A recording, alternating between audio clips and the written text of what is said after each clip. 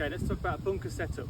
Critical to hitting any good bunker shots. If your setup is off, you're going to find things very, very difficult. So I think it's one of the things I see so poorly done by a lot of amateur golfers when done correctly, and a little bit of time spent getting used to it and being consistent with this sort of setup and delivery. From there, you're going to find bunker shots a lot easier. They're really not that hard. When you watch the good players, they like to be in bunkers more than they would do in rough because they get more control. So it's a drill I got from a coach called Graham Walker when I was still a junior, when I was still playing. I've done it ever since, can't recommend it high enough. So I've got 2 golf balls pointing at my target line. Where these 2 golf balls are, I'm going to draw a line at the back of the back golf ball, straight back, then at the middle of the left ball. Put that one out of the way. So from here, we're going to use these to reference our setup each time, okay? So I want to start away from the golf balls. I'm going to start at the back of this line. I'm going to get in, put my left heel on the closest target line, closest to the target line. Also open up that left foot so you can get some weight onto that left side. It's important not to sort of lean everything left like this. We want to keep our upper body in the same sort of balanced position as it would normally be, but we're going to shift our weight on our left foot into that. So if the foot is turned in, it's going to be pretty hard, you're going to lose balance. So you've got to open that foot out so you can push your knee, kind of brace it into that side. They're going to stay pretty steady during all of the swing. So from here, we've got a left line going all the way back towards the left heel.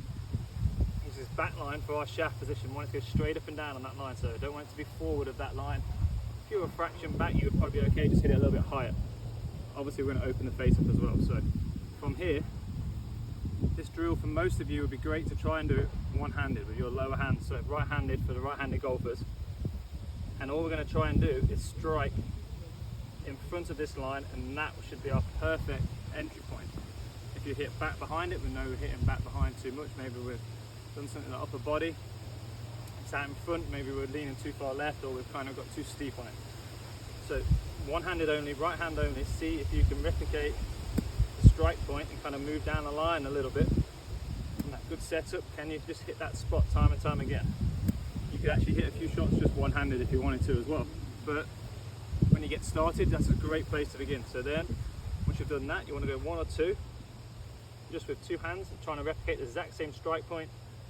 Can I hit just in front like that? That would have been beautiful.